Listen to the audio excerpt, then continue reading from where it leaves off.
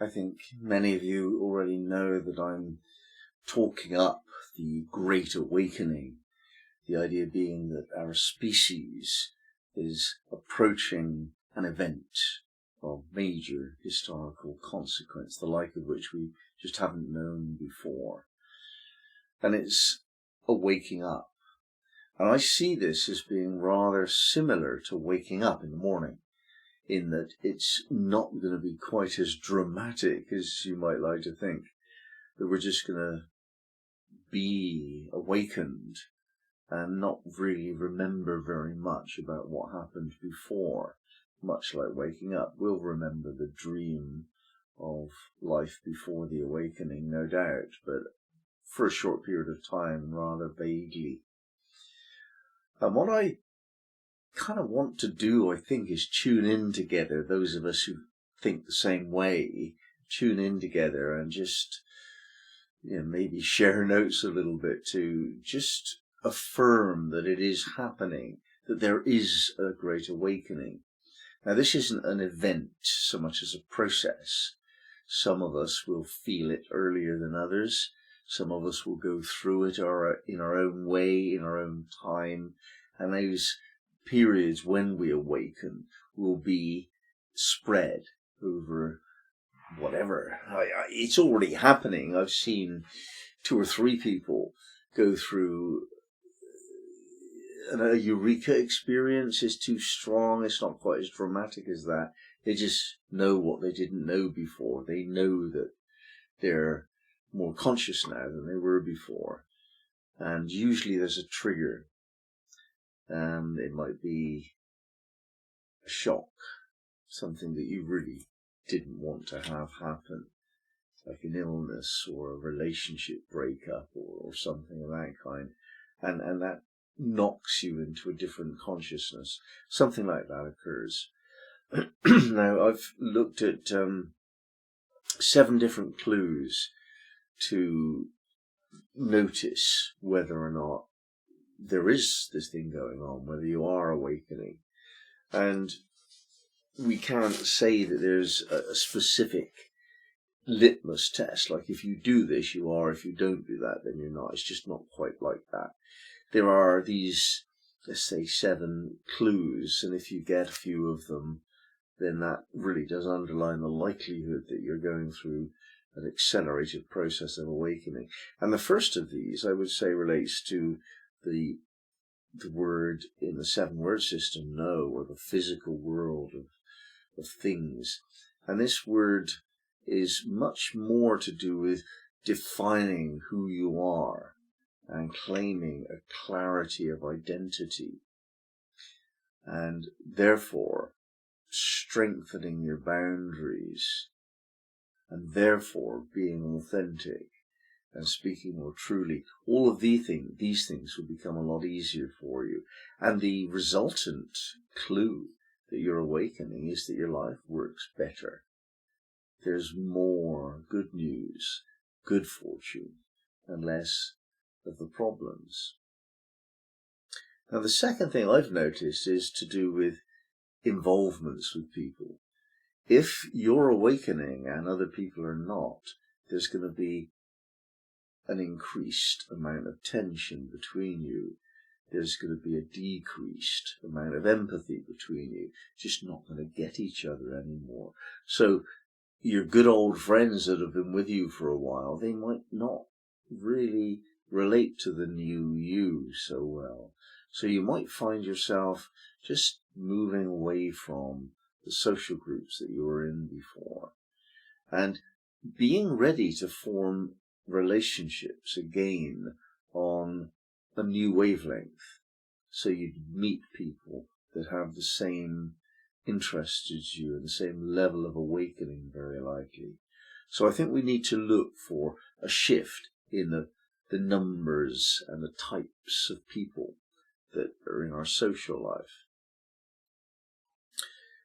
Now, on the deeper levels of, shall we say, heart feeling, I think it's very obvious that there's a gentleness and a kindness that develops as we awaken. So if you're actually feeling a bit more sensitive, a bit less able to withstand robust attitudes and behaviors. You might not like being criticized. You might not like blaming other people anymore for anything. And you might find yourself drawn to be with the innocents, the children and the simple folk. You might want to do those kind of things yourself. And I believe that there's an increased sensitivity to beauty and appreciation for nature. I think these are clues as well. Now, the fourth thing that I would point to is decisiveness. I think that we can actually come to a new level of certainty about what's wrong. We might not have that certainty about what's right, what we want, what our vision is, but I think we do develop sooner rather than later a sense of absoluteness. Absolutely not.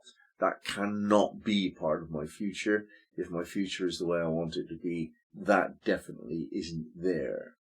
Now, you might have had a mumbling, rumbling dissatisfaction with some things in life, but when it comes to it, you get to say, no, that's wrong, and I'm not bending on this point. I think those kind of decisions are going to become a little bit more frequent.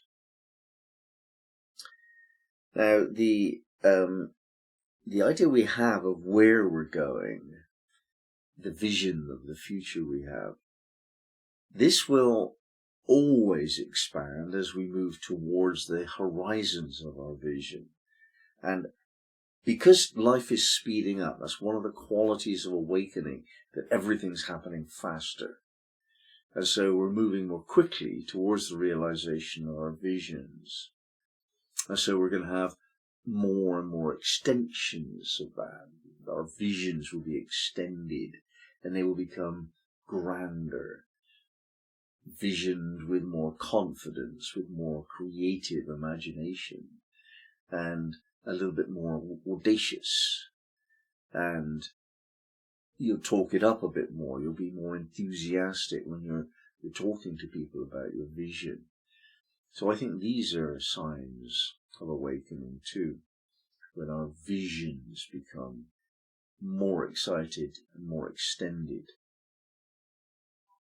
Probably in support of the awakening of others in many cases. That seems highly, highly likely.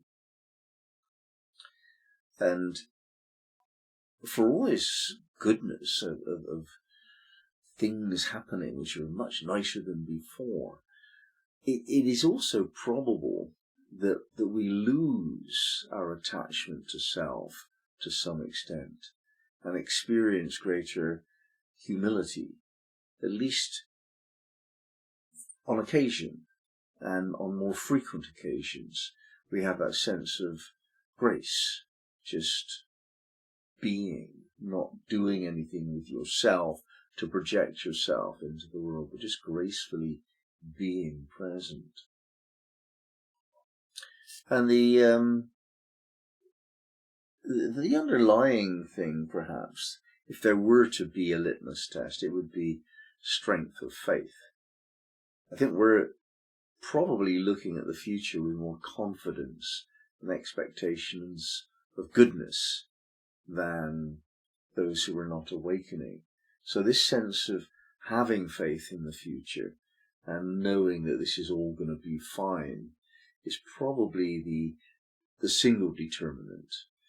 And this will be easier. I think it's still a decision, it's still an affirmed choice rather than a bubbling up of certainty. I don't think certainty is one of the likeliest things that we're going to relate to.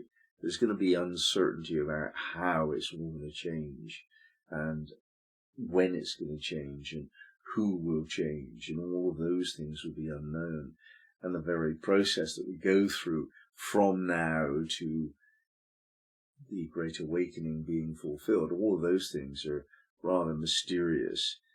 And I think they will be different for the individual, and each of us will go through our own process differently.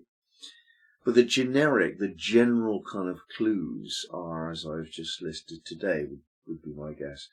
And more frequently, more remarkable, more noticeable, more profound, more far-reaching, with a different group of people who are actually easier to be with, more creative, more in alignment. All of these things, one by one, they'll pop up, and then they'll become obviously, oh, that's happened again, and oh yeah, that's happening, and then a little of each, and then more and more, and bit by bit there'll be a series of clues that something's happening, and they'll be of this type.